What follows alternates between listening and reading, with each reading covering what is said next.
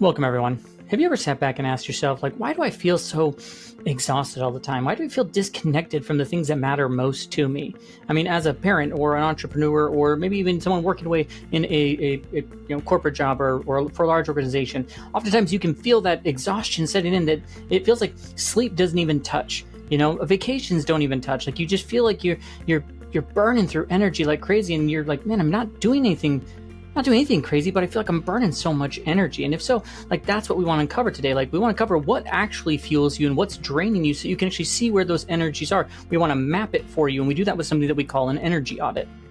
Now, if you're new here, this is actually day 8 of our ultimate 25 days to ignite your spark. We started this on December 1st and this is the 8th video in the series.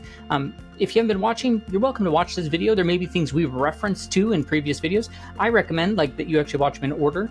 So if you go, you can actually find video 1 and work your way through. You don't have to be exactly on, we're on December 8th, it'd be December 8th, but start where it makes the most sense for you, because within a 25-day period, you will ignite your spark. You will find what's new for you. And I want people to be having the best year of their life in 2026. And you do that by making these small incremental changes. Now, for those of you who've been around and watching the videos, we're 8 days in, and most people never make it that far, but if you've been watching, you're here, you're showing up, you're doing the work. And that alone, it says a lot about who you're becoming and how dedicated you are to the new version of you. Now, in day 7 yesterday, we kicked off the prioritize phase. We went from shift phase into prioritize phase, and we talked a lot about that idea of the clarity compass and your what are your top 3 non-negotiables. Now, these are the things that actually matter the most to you, not the things that scream the loudest or try to get your attention the most. So today, we want to add a piece that so many people skip, because clarity is powerful, but clarity without capacity, it still burns you out. So your clarity compass tells you where you want to go. Your energy determines whether you can actually go there or not. And here's the part that a lot of people don't talk about. Nobody really teaches you, but your energy, it's not infinite. It's one of the currencies of life, time, energy, and money. There's a limit to it, and there's things you do to gain it, and there's things that you do to lose it. And sometimes you can gain or lose those currencies faster or slower. There's definitely not, energy is definitely not equal across everything that you do. Some things are going to drain you. Some things are going to fuel you. Some things feel like rest, but actually you think you're resting, but they wipe you out. And if you don't know the difference, if you're not tracking it, you end up pouring out of the limited energy that you already have into everything, and expecting those things to have the best result. You're making less of an impact on things that matter the most to you. And I've lived it. I know I did the whole I'm being productive but exhausted routine for years, getting things done and being responsible, checking off all the task boxes. Yep, I did it, while feeling emptier every single day. And it wasn't until I started to track my energy and I realized that I was spending over 80% of my time on activities that were draining me and barely touching the ones that fueled me. And the wild part is most of those draining activities didn't serve my priorities. They were just obligations and guiltiness, right? There were habits that I'd never questioned, and no wonder I felt like I was running on fumes. So this idea of an energy audit, is where everything comes together. It helps you to gather data, not vibes, not guesses, not that I think this drains me, but the actual evidence of what's stealing your energy and what can actually pour back into it, what can recharge you. Once you have that, you can redesign your life in a way that actually works with your capacity again instead of against it. Now, there's tons of data and research when we do these videos and when I do the book and everything that I use. And so research shows that when you manage your energy management always outperforms time management when it comes to sustaining your well-being or performance or purpose, because time is fixed, but energy, it's variable. Everyone has different, a different energy profile, how it works, how it shows up, why you need to rest more, or why, if people are you just need to rest more, or general self-care things don't always work for you, it's because it doesn't meet your actual needs. And so we're going to use that energy audit tool as a part of that. We're going to look at we're going to actually track your energy. We're going to categorize what different buckets those fall into. We're going to look for different patterns that are there, and then we're going to strategically design how we can live our days, building more energy and getting rid of the things that are burning our energy. And once again, I understand as a parent, because I'm a parent of 3. I'm an entrepreneur. I've worked in that sea of cubicles, that you can't just burn everything down and start from scratch. You can't just be I got lots of things burning my energy. It's called 3 boys. No, you can't just get rid of those things. So it's how do you bake in the things that build up your energy in the life that you're already living? How do you make that part of your everyday thing? Now, normally I do this at the top of the video, totally forgot to, but if you are new here, welcome to the Giver Method channel. If you're back for another video, then great, welcome back again. My name is Jake Talbert. Everything we cover is grounded in principles from my book, The Giver Method. All right. I'm going to put a link in the description where you can go get it on Amazon right now. We just hit our 1 year mark of it being out, and it has already impacted thousands of people. And so I highly recommend you get yourself a copy. Since it's the 1 year anniversary, we have it on sale right now. You can get it for as little as $2 if you click that link or go to Amazon and look up The Giver Method by Jake Talbert. But here's the biggest part. It's meant for people like you and me. It is like the guidebook for parents, for entrepreneurs, for people who are working away and they want to make a greater impact. They want to discover their gifts and superpowers so they can do more, create more influence, more impact in their life, more value for the people around them, maybe change careers, change lives, upgrade, up level the life that they're in. They want to make a better impact for their spouse, for their kids, for their business, whatever that may look like. Enhance those relationship riches and just live a more fulfilled and joyful life. That's the whole concept of the Giver Method, is helping you to do that. So I highly recommend go grab yourself a copy. Go through, do all the action items, exercises, the worksheets that are in there are meant for people like you and me so that you can do them in the life that you're already living. So once again, go get a copy, links in the description, buy a copy for someone else who needs it. Maybe if you buy a couple copies, give them out to some people. There are people who need to hear this message. I promise you that. And so today we're diving deep into that. Like I said, this is day 8 of the process, past the clarity compass. And now we're moving into this, how we can actually identify the energy that's building us up and what we can do from that. Once again, we want to create life that you can sustain, not just survive.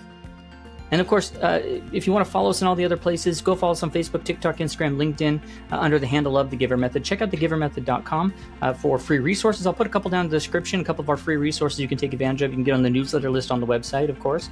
At the same time, if you're looking for one-on-one attention, maybe a one-on-one coach, someone to guide you along the way, there's a link down below about that. And if you have an audience, a stage, a podcast, an event where this sort of a message would resonate with your people, then check out the link below about that as well. Let's talk about what it looks like to bring it to your people in a real way. And of course, let's do all those YouTube-y things, right? Hit subscribe, tap that bell for notifications, like the video, and comment your thoughts along the way. Because here's the thing, the next few days of this prioritized phase, they build on each other, Maybe go ahead and drop a comment, what's one thing that you suspect is draining your energy and you're ready to look at honestly? All right, now let's find out. Let's look at what actually fuels you and what's been quietly draining you that maybe you didn't realize. And so the first area I want to focus on is we pay attention to your energy because it really does tell the truth about things. And so this is how we track the energy throughout your day with a simple system, super, super simple, right? It can be simple, but life-changing for a lot of people. You can't change what you can't see. I cover that and I talk about that so many times. If you can't name it, if you can't see it, it's so hard to change what those things are. And most people have never actually looked at their energy in that way, like they would at their bank account or their budget. They wake up tired, they push through the day tired, they go to bed tired. They assume that's normal, but in reality, your exhaustion, it's not random. Certain people or tasks or environments, certain conversations or commitments pull energy from you. Others are going to give back. And the problem is, when you're stuck in a survival mode, everything blurs together. And so we want to slow down and take a look at that a little bit differently because the science backs it. You're able to look at your life through that scientific lens, not through judging or trying to fix, just noticing, you start paying attention and you'll see things that you never expected as a part of that. And so the first thing we're going to do, this energy tracking exercise. So the first thing we're going to do is we're going to pick your tracking method, whatever it is, whatever's easiest for you in your actual busy real life schedule. Maybe it's a note app on your phone, maybe it's a tiny pocket notebook, maybe it's simple spreadsheet, maybe it's voice memos, which is great for, parents running between meetings or entrepreneurs on the go, whatever the tool does not matter. All that matters is that you access it, you can get to it when you need to. And then step 2, you're going to use a 1 to 10 scale. 1 being I'm done, I'm tapped out, running on fumes, that's a 1 to 3. A 4 to 6 is I'm functioning, but I'm definitely not thriving. 7 to 9 scale is going to be hey, I'm engaged, I'm present, I'm actually alive, I feel the energy. And a 10 would be I felt like I was in superhuman mode. No one else is whatever their 7s are don't matter to you. It's what you define as your 7. That's the only thing that really matters. And then what you want to do is you want to track your energy before and after real moments throughout your day. You don't have to try to check everything, just the actual things that move your energy. So if you think about what are those bigger tasks or items throughout your day that could impact your energy? Meetings, certain conversations, work sessions, kids' routines, commutes, screen time, running errands, making meals, anything that lasts more than maybe 30 minutes. And then so it'd be really simple. It's you put down the before, what your energy was before, what it was after, and the activity. So it's before was a 7, after was a 4, the activity was a team meeting. And then you put some notes, jot down quick. There are too many voices, it drains me. Hey, maybe it was before it was a 4, after the thing, it was a 7. The activity was like a deep project time. And the note is like, man, I felt forced, I felt focused and I felt grounded as a part of that, whatever. And then set reminders throughout your day, so that you don't forget about those things. You didn't even look at your calendar and say, okay, well, here's where it is on my, here's where I've got time on my calendar. Like, let me go ahead and just set a quick little 2-minute reminder right there to do this activity after my meeting, after I have that conversation. And so that takes us to the 4th step there, which is be honest and specific. Don't write like, I'm fine, don't write family time. Like we don't want simple, basic, like we want honest and very specific. Fine tells me nothing. Family time could mean bonding, playing referee. It could be managing logistics. So be specific. I was helping with homework. I went from a 5 to a 3. Playing outside with the kids. I went from a 4 to a 7. I had a status update meeting. Went from a 7 to a 3. A solo problem solving session where I went from a 5 to an 8. Whatever. Like the honesty gives more truth, and truth gives you more options. And if you track that across 3 to 5 days, do 2 to 3 weekdays, right? Maybe 1 weekend day, because your weekday you and your weekend you are sometimes very different characters, and they have energy that hits them in different ways. And so just track it for 3 to 5 days, a couple of weekdays and a weekend day, and then watch what surprises you. Like this is where people go like, oh wow, they discover like, man, scrolling on my phone, like it's not resting me, it's draining me. Or that coworker that I thought was like neutral actually drains me every time I talk to him. Hey, this creative work doesn't tire me out, it lights me up. Or hey, I thought I was introverted, but like certain one-to-one conversations really energize me. Like surprises equal breakthroughs. And then the next thing is you don't have to change anything. This is just about the observation. We don't need to fix it or optimize it. It's just gaining a clear picture. We'll worry about fixing things later, but for right now, in this first kind of area, it's just about noticing those things. So, because people walk through life feeling exhausted with no idea why. When you don't know, you can't do anything about it. When you actually track that energy, even for a few days, you get more truth of what drains you, what fuels you, what maybe needs to change, and what your gifts are actually like. When do your gifts and superpowers actually come alive as a part of that? This moves you from like, I'm always tired, like, oh, now I see now I see why I'm tired. We haven't fixed it. We haven't said like, well, now you're not tired. It's like, but now I see. Clarity creates more power. Power creates choice. That choice creates like margin and presence and peace, things that you can go do with it. So then that takes us to the second area we want to focus on, which is your energy map. So see whatever your life in like a green, yellow, red sort of a frame. Am I in green energy, yellow, kind of neutral, or red, taking like a detractor energy, right? Because if you track for your energy for a few days, you've got that under your belt, you start seeing these things like, wow, like some things absolutely tank me and some things bring me back to life. And most people just stop there. They feel the difference. They try to change something. It's like, okay, hold on. Well, let's actually like take some time. Because like, if you never turn that into something that you can actually use to design your day, everything in your life's like, it just lives in your head in this blurry mess. Like, yeah, I'm tired all the time. And so this principle is about creating this energy map, a simple way that you sort your life into certain buckets, not just those things throughout the day, but like certain events. Like, how do we actually put these into buckets? So what fuels me? That green light, right? Things that constantly lift my energy, that neutral, that yellow, like things that don't change much, don't impact my energy much, or like the things that drain you, they're constantly pulling you down. And once again, with no judgment, just, it's good or bad, right? Like, it's just like, hey, how does it fall? Is it fueling me, neutral, or draining me? And so that's where we're going to create this energy map, after take those 3 to 5 days of tracking details and like, let's do this. Like we pull out the data and list your life, so it's grab that energy tracking notes from the first principle.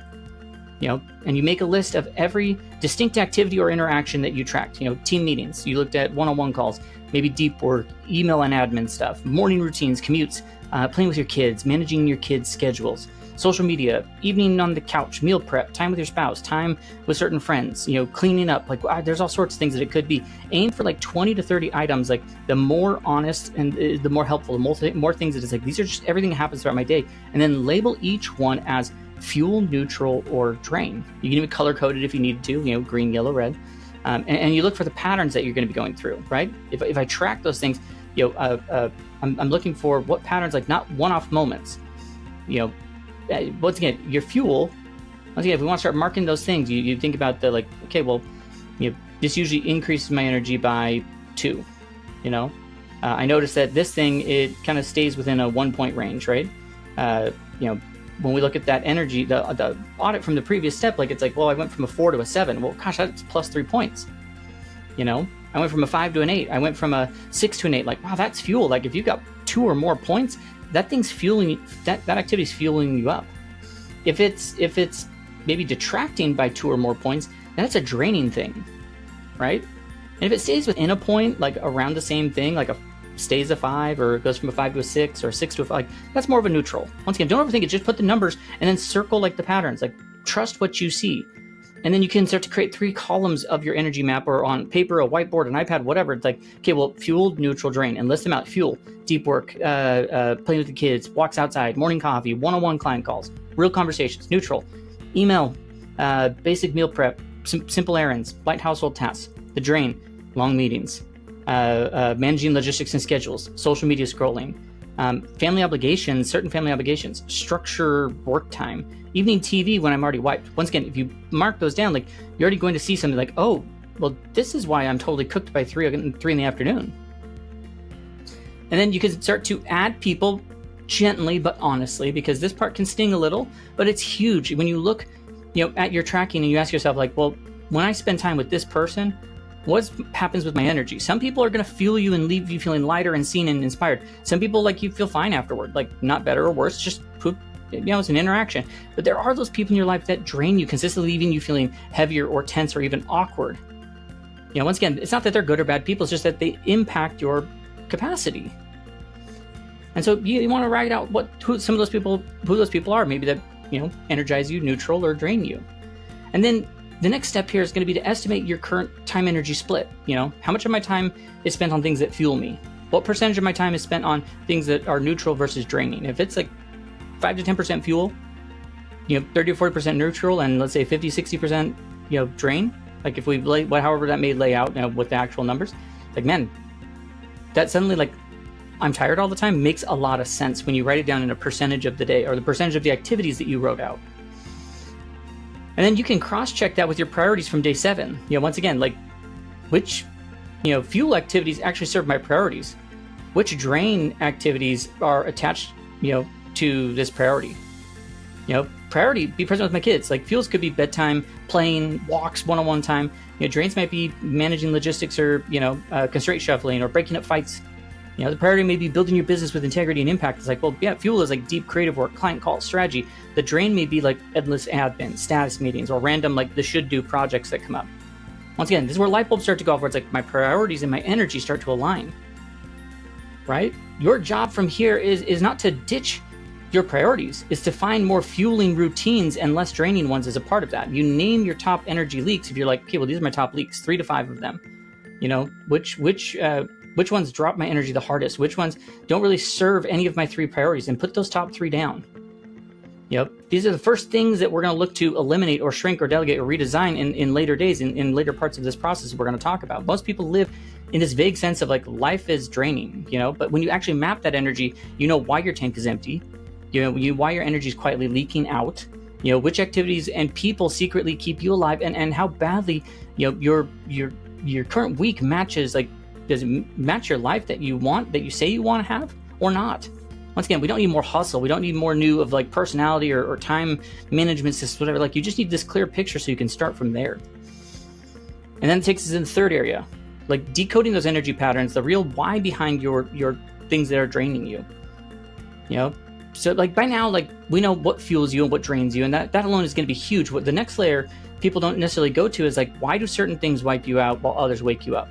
And it's it rarely just, like, meetings drain me, or people drain me, or work drains me. It's usually, like, conditions underneath. Like, are you using your natural gifts and superpowers, or are you white knuckling through your weak spots? Are you in small, meaningful connections, or loud, chaotic groups? Do you have some control? Do you feel boxed in? Do you feel powerless? Does this line up with your values, or does it feel like you're acting or performing against who you actually are? Once again, like, when you see patterns, you stop making, like, big or vague decisions because, like, I just hate meetings. Like, no, you can make smart ones. Like, hey, I do better in small, focused meetings, small, clear purpose groups. That's where energy, like the Energy Audit that we're talking about today, becomes this playbook instead of, like, just a journal. So that this pattern analysis process. So we want to study what fuels you, your green flags, the things we talked about earlier. We look at that fuel column of your energy map, and just, like, sit with it for a second. What do these have in common? What am I usually alone or with others? Am I with people, or is it one-on-one, or is it big groups? Am I creating or am I just managing? Do I use my natural strengths, or is it, or are they easy in a way that I just can't explain? Do I have some autonomy, or can I choose how I do it? Does it feel aligned with what actually matters to me? Whatever it is, write it out in a simple sentence. Hey, my energy is fueled when I'm blank. Specifically, I'm energized by blank. Like my energy is fueled when I'm working alone or in a one-on-one setting. Creating something new, using my problem-solving skills, encouraging, using my encouragement gift.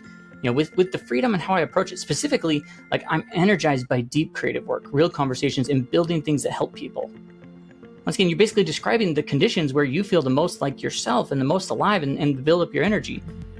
Now we can look at the what drains you, the red column. Same questions. When I'm drained, am I in a big group, or in some sort of what sort of interaction? Am I stuck in maintenance mode instead of creating? Am I compensating for a weakness? All day long? Do I feel controlled or watched or judged or boxed in? Does it feel like obligation instead of purpose? And then you write up the energy drain statement. Same idea. Like my energy is drained when I'm, in large groups or with competing voices, managing all the fine details, following a rigid process that doesn't match my design. I do those things like out of guilt or whatever. Specifically, I'm depleted by, you could be like, long-term meetings, logistics, the activities that, are all expectations and no meaning, whatever. Like now you've got both sides. You write out your energy profile like as an operating manual. Hey, I thrive when blank, and I'm depleted when blank. Like I thrive when I have space to think and create and connect deeply with people. I'm depleted when I juggle details. I'm constrained in the interaction, following too rigid of a plan that I didn't create. That's like your personal user manual. Now you separate the true drains from the fixable drains. This is huge. This is going to be a big thing. Like if you look at your list of drains, is this draining because it's what it is, or how I'm doing it? So there are things like, there's some that are, you would label it like, okay, well, of the things that are draining me, which ones are inherent drains versus conditional? Like inherent ones are the type of work that, just doesn't fit your wiring, intense spreadsheets or whatever, when you're not detail oriented. Conditional drains, like, hey, it might be okay if conditions changed. Meetings drain me. Okay, well, hold on. Maybe long, unstructured meetings with no purpose drain me. And so the distinction is huge. Those inherent ones, like you can eliminate and delegate and shrink over time the inherent ones. Conditional ones, it's how do you restructure them? And to put a little like next to each thing, like is this an inherent or a conditional? And over time, can I delegate? Can I eliminate? Can I shrink this? Or could I restructure it? And then challenge your, like, I'm just blank. I'm just an introvert. People dream. I'm just not built for that work. I'm just not into meetings. Like everything about parenting, whatever. Like those, I'm just. Like your data probably tells you more of a nuanced story. When you look at your fuel and drain list, it's like, where was I wrong about that? Or at least maybe oversimplifying that sort of a thing. And now you actually can redesign the things you can't avoid. You pick some of those conditional drains, 2 to 3 of them, things that you can't totally ditch, but because they serve your other priorities, work or parenting, health, marriage, whatever. And for each one, you're going to answer 3 questions, like, why does this drain me? Whatever, too many people, no structure, all details, no saying decisions, whatever. Okay, well, what would make this easier for my energy? If it's shorter, clearer agenda, fewer people, different time of the day, more prep. Okay, well, what's the one small shift that I can try next?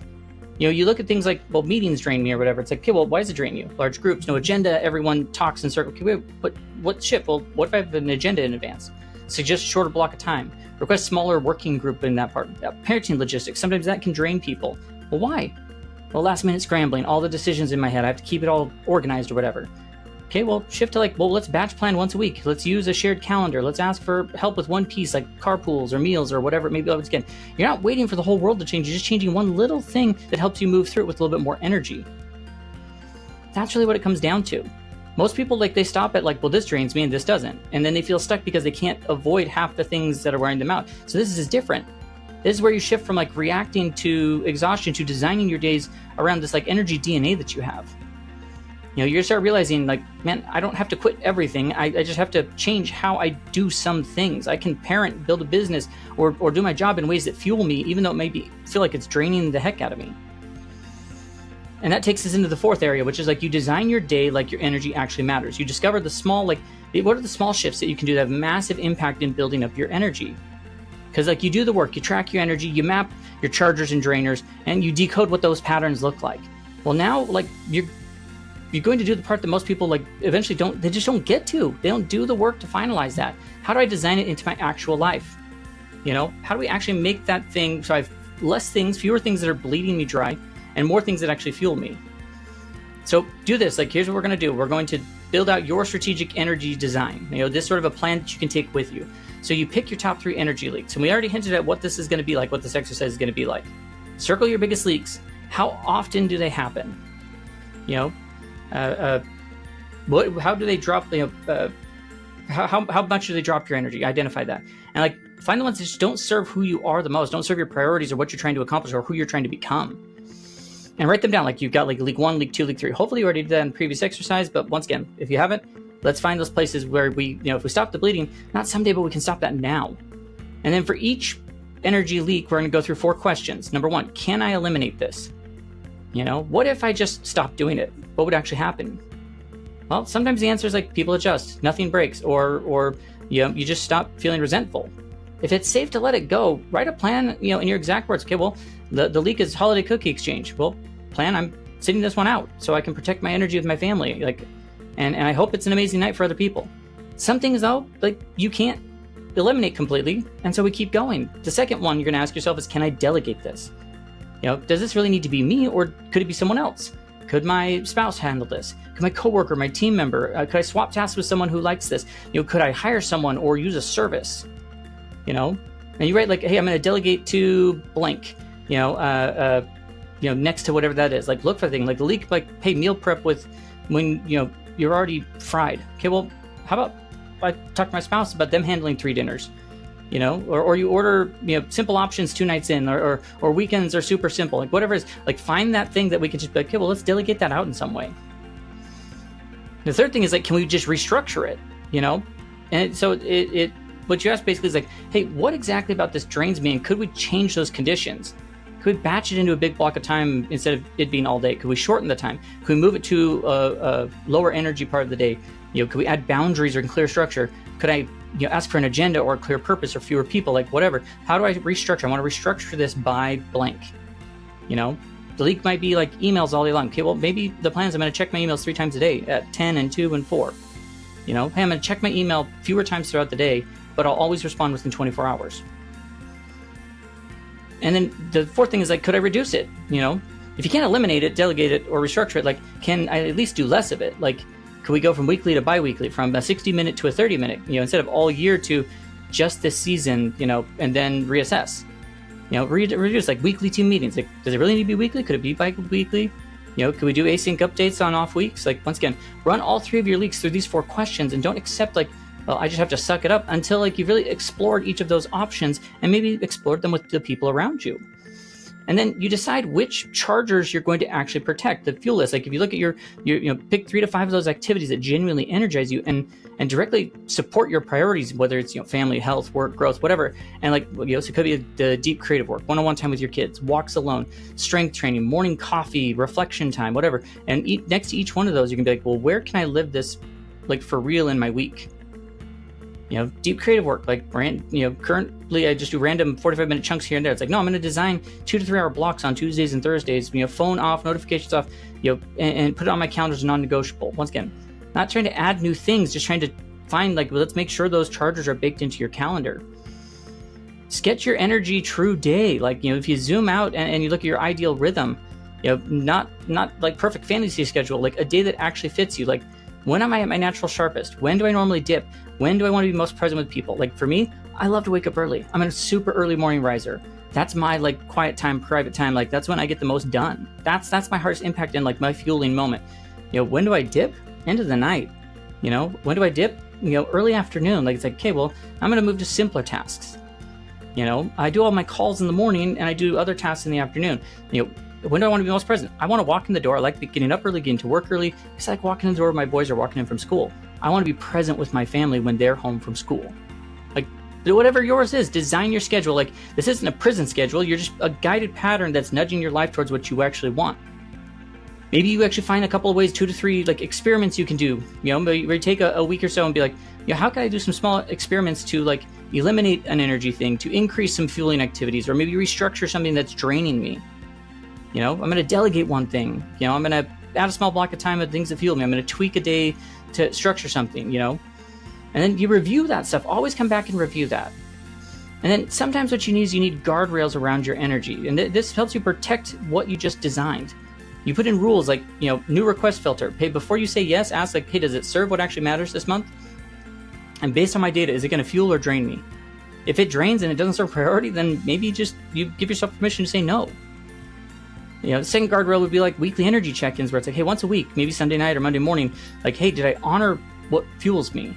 Where did I ignore my plan or maybe did I overgive in these areas that drain? Like, what's an adjustment I can make this week to change that? Sometimes you even need like the red zone plan as a part of those guardrails where you decide like, what you'll do when you notice that you're cooked. Hey, you cancel whatever's not essential. You double down on something simpler. You give yourself permission to rest without guilt. So you have to have like, okay, well, I'm in the red zone. I'm running on red. How do I get out of it? And then you're going to have to expect pushback because you have like, it's going to happen sometimes. When you put boundaries in place, you just have to have like the lines you're going to say when that comes up. And we talked a lot about that in the day 7 video, what that can look like in setting those boundaries. Once again, the moment your energy stops being something that you hope improves and you design it into your day with purpose, you eliminate a few tasks, you delegate a few things, you restructure a few things, like you fiercely protect what it actually is. Like you don't just save time, you get your capacity back. You don't just survive the month, you start like feeling like yourself and thriving again. You prove to yourself that you can handle like being responsible and loving, ambitious and kind and own your energy at the same time. Now, as we wrap this all up, we bring it all together. Like once again, energy is what makes that time that you're putting in count. And today we learned what it actually means to manage it, tracking it, mapping it, figuring out how you rise it, how to actually strategically design your day to make that all fit into what you're already doing. Once again, this is where sustainable transformation begins, like not through willpower, but just being more aligned. So before you move on with your day, choose one simple thing, like start your 3 to 5 day energy tracking, build your fuel neutral drain map, take your biggest leak and apply the eliminate, delegate, restructure, reduce sort of a thing to it. Don't wait for a perfect moment. Start where you are. Start with what you have. Start right now. Once again, like say it out loud. Like, yes, and I want you to say this, like you say these things out loud. They mean so much when you actually verbalize them. My energy is too valuable to spend on things that don't serve my priorities. That sentence is going to shift you through the rest of this month. And once again, if you want to dive deeper in these sort of principles, grab yourself a copy of The Giver Method right now on Amazon. Check out thegivermethod.com. Everything we're going through is built for the life that fuels you instead of draining you. And if you need support, check out the one-on-one coaching positions. If you want to talk about how we bring this message to your people, check out the link about speaking and podcasting. Do all the YouTube things. Subscribe, tap that bell for notifications, like the video, and comment. What was your energy leak that you saw? What's something that you're going to reclaim? Now, tomorrow's day 9, where we're going to take everything you just learned today and move it to the next level in the priority phase by boundary setting and capacity protection. Where confidence really can kick in. You're doing such incredible work at this point. Keep it going. Hopefully we will see you tomorrow. Let's keep building this thing sustainably, on your terms and on your timing so that you can create the impact that only you can make in the world. Have a great rest of your day, and we'll catch you in our next video.